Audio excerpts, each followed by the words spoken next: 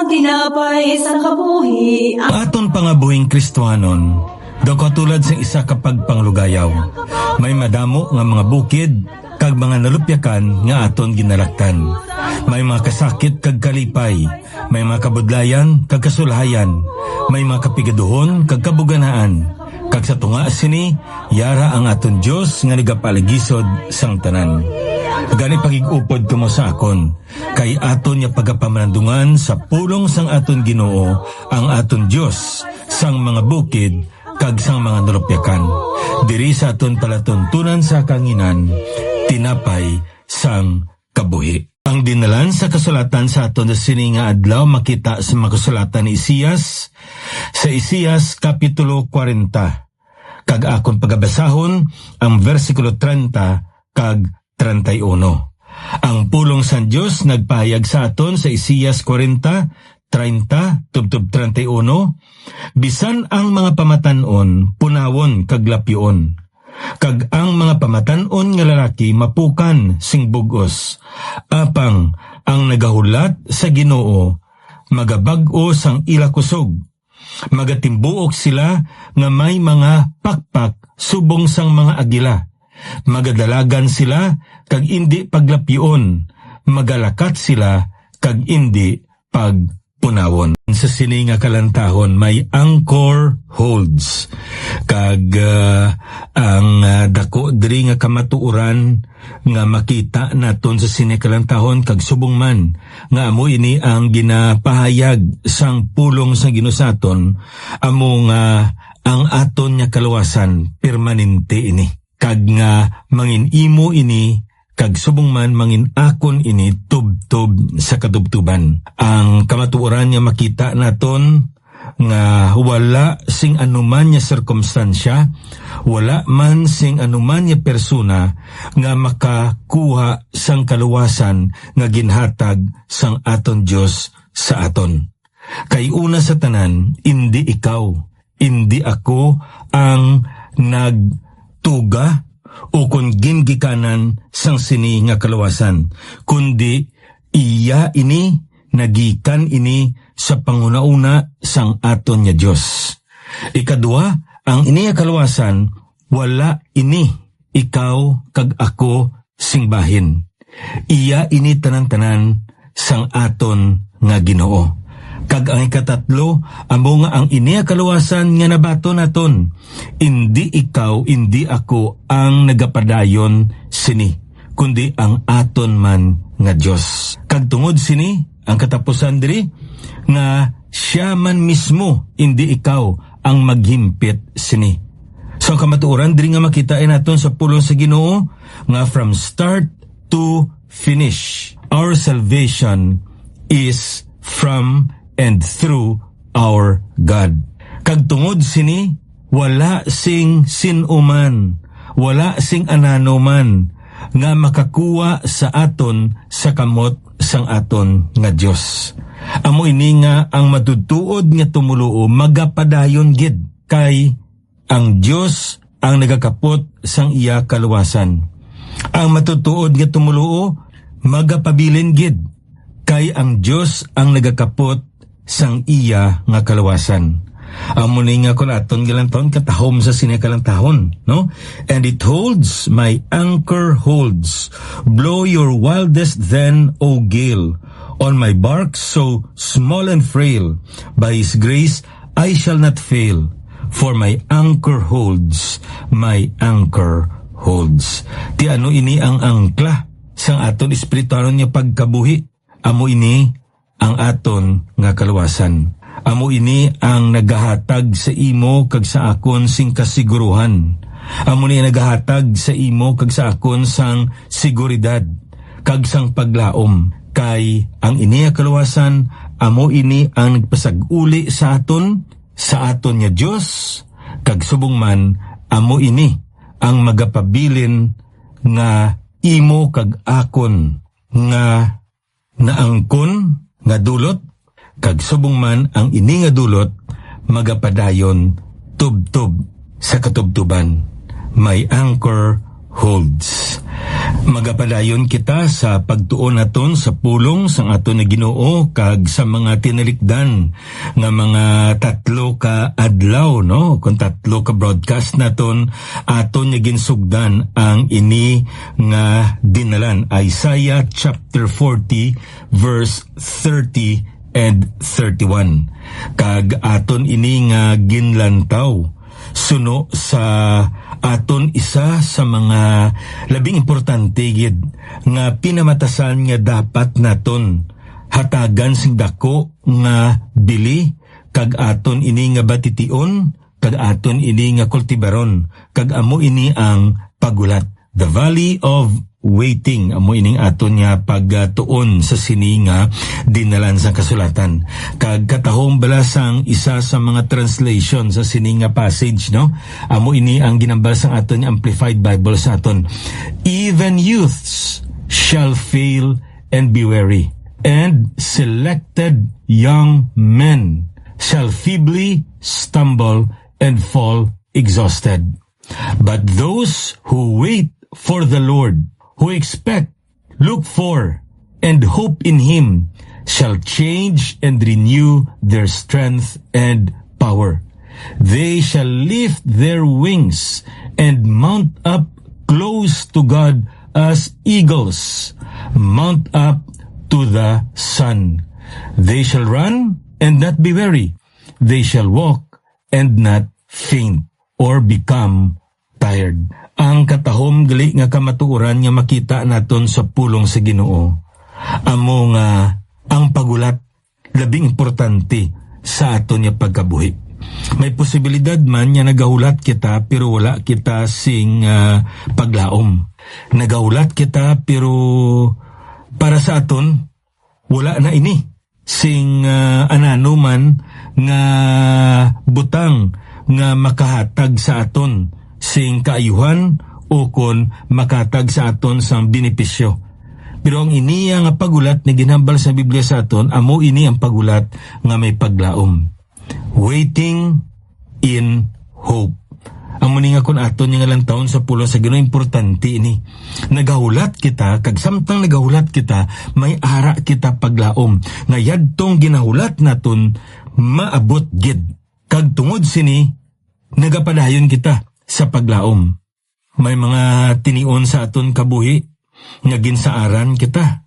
Padalaan kita sa amo sini, hatagan kita sa amo sina, kag sa mga pila ka mga inadlaw, pinaka mga binulan, nagalaom kita.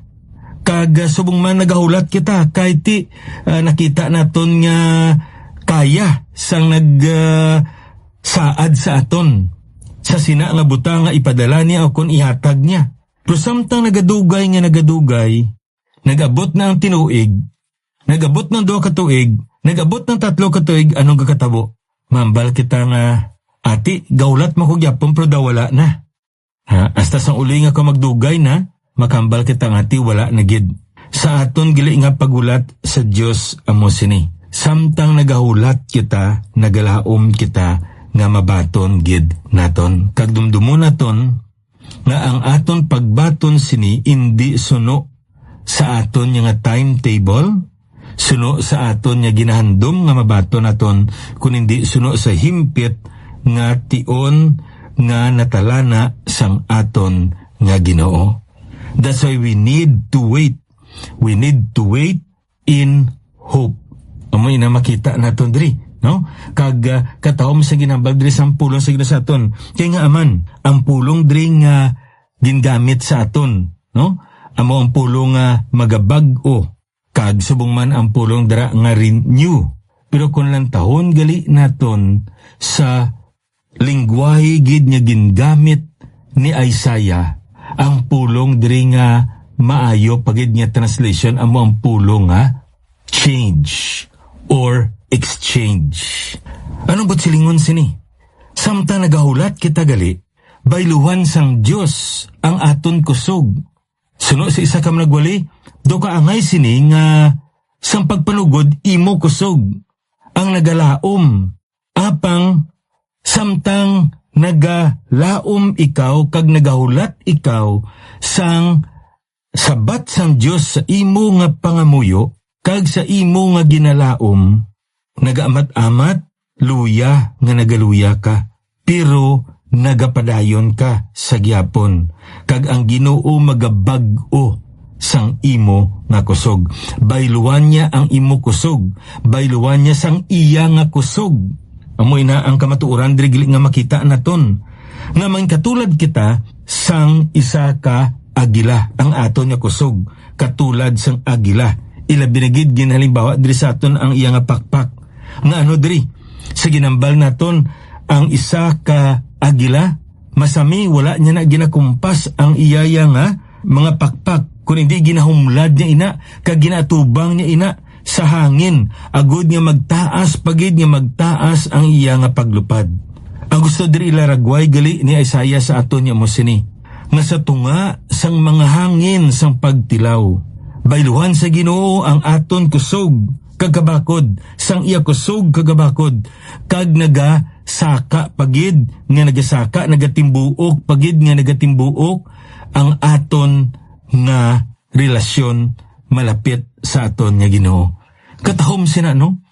Kung kaisang aton bala paglantaw, ang pagtilaw, amo ini ang mga tion kun kaisa nga sa diin, amo ni ang nagatulod sa aton nga magpalayo sa Dios. Pero hindi amo ina ang plano sang aton Ginoo. Naibaluan naton nga aton Ginoo maayo, kag ang tanan-tanan niya ginabuko kag plano niya sa aton maayo man. Kag tungod sini, hindi siya luyag nga ikaw kag ako magpalayo sa iya, kung hindi dapat magpalapit sa iya. Kag ginagamit niya ang mga pagtilaw, agod nga ikaw kag ako, sa aton pagatubang sa mga pagtilaw sa aton kabuhi, nagatimbuok pagid, nagataas pagid ang aton nga paglupad, kag malapit sa iya. So kamatuoran diri gali, nga mo sini, trials are designed by God to build us up and not to destroy us. So katahom sina, nga kamaturan diri nga makita naton. Amuni nga ang pagulat, hindi ni gali, agod nga paluyahon kita sang Dios. Kung hindi, nga hatagan niya kita sang bag-o nga kusog, sa pag-atubang naton sa mga pagpangkat sa aton nga pagpangabuhi. So ano diri ang kamatuoran nga aton nga natun-an?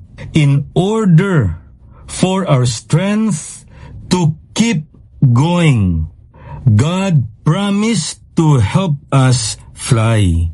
Amo na no? Nga buligan niya kita, nga maglupad kita paibabaw sa mga problema nga ginaatubang naton. Ang silingon sini, nga manginma dinaugon kita, batok sa mga pagtilaw, pagpangangkat nga ginatubang naton.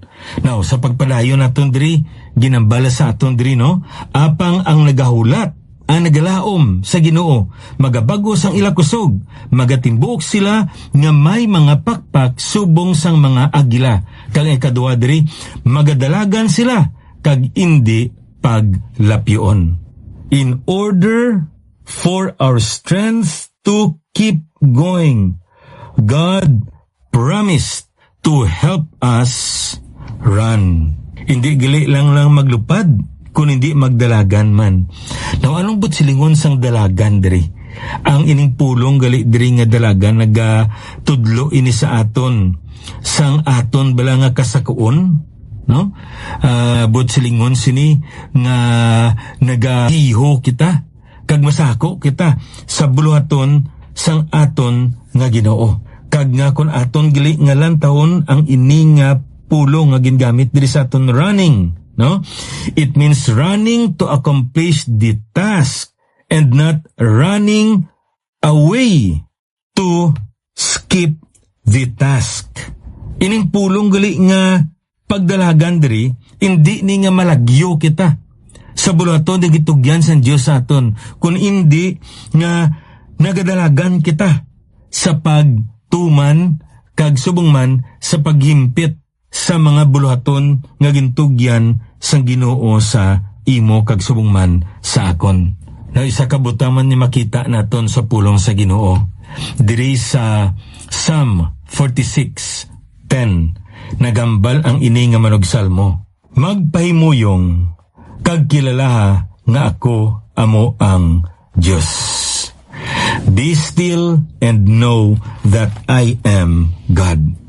May mga tinion nga ginatuluan kita sang pulong sang Dios nga dapat magpahimuyong kita. Hindi kita sukat giyo.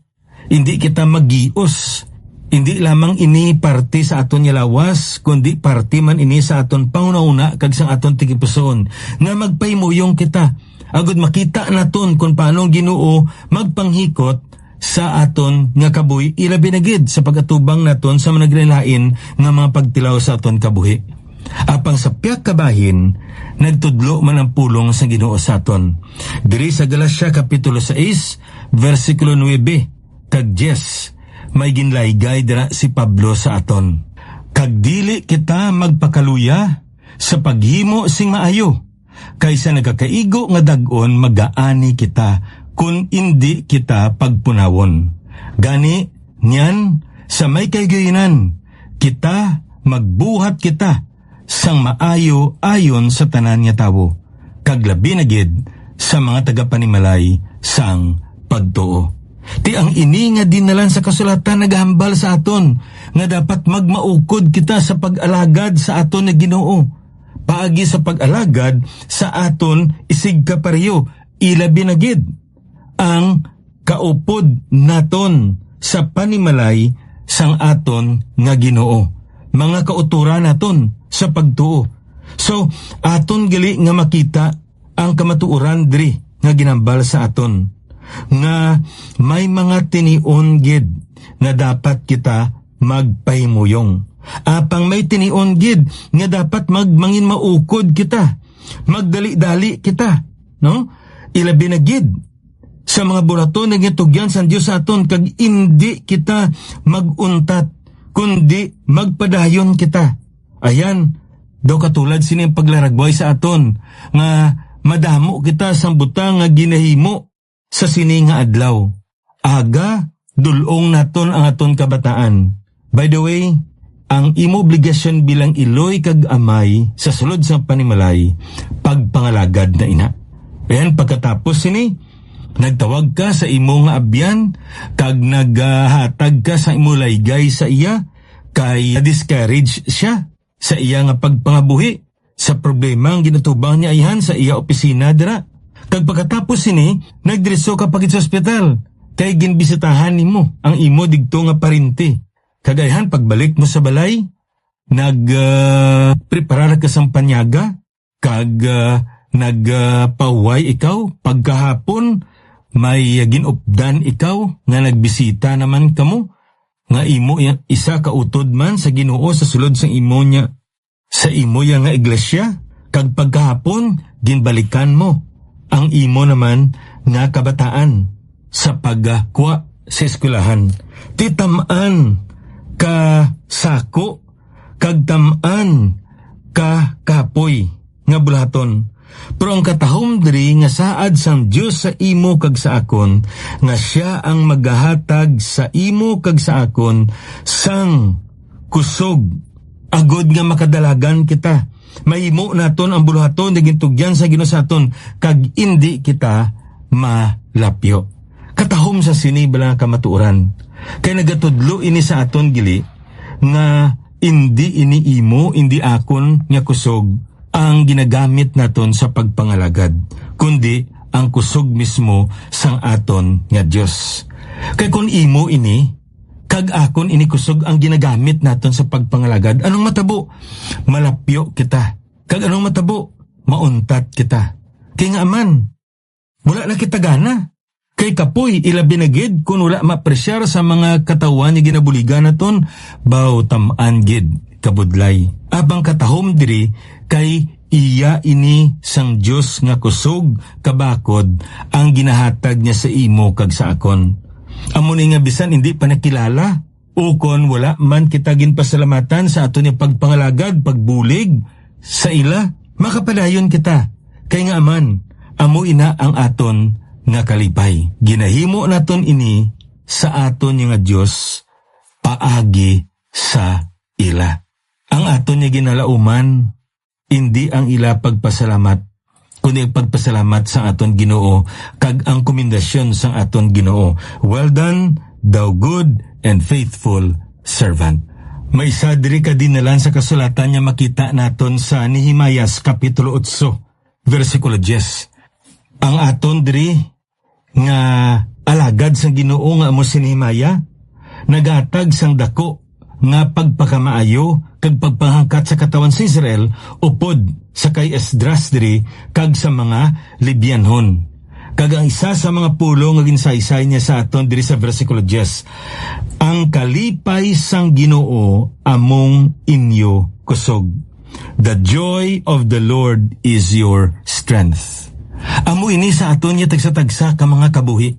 Ang aton niya kusog, amo aton kalipay, nga wala sa payan, nga ginalapyo kita tungod sa mga pagpangalagad kag subong man sa mga bulato dagitugyan sa Ginoo sa aton kag masako kita apang may kalipay kita, may kalinong kita kag may kasiguruhan kita kay nga man ginahimo naton ini para sa kamayaan sang aton nga Ginoo. Amo ini gali nga ang pagpangalagad may mga tinion gid nga masako apang nagapasalamat kita nga ang aton nga Ginoo nagabulig sa aton nga makapadayon kita walay sapayan sa kasakuon kag walay sapayan sa mga pagpahangkat kag mga kabudlayan kagayan ang isa dira kadako gid nga butang nga amo sini sa tunga sang aton nga kasakuon kabay pa nga ang aton niya nga panguna-una kag paino-ino na sentro gyapon sa aton nga Ginoo. Kay posibilidad nga ang aton niya nga ginalaom nga makita, makilala, kag subong man ma-recognize, matandaan kita sa mga tao nga aton niya ginabuligan. Panibaluan aton niya hindi amo ina ang aton motibo. Ang aton niya nga motibo, ang aton tinutuyo nga ang aton Ginoo ang mahimaya. Walay sapayan niya hindi kita makita. Wala ayhan kita pasalamatan o kung wala nila kita matandaan sa ginobra naton sa ila. Apang makapadayon kita, makadalagan kita sa gyapon, kay ang aton niya kusog yara sa aton Ginoo, kay nibaluan naton niya sa unhan, ang aton Ginoo yara nga maghatag sa aton sang isa ka komendasyon. Kag sa ginambal naton, nadigto sa iya ginrian, sa pag-atubang naton, sa ginatawag naton judgment seat of Christ, ang isa sa mga pulong nga aton nga ginatisipar nga magwa sa baba sa aton Ginoo, makambal siya sa imo kag sa akon.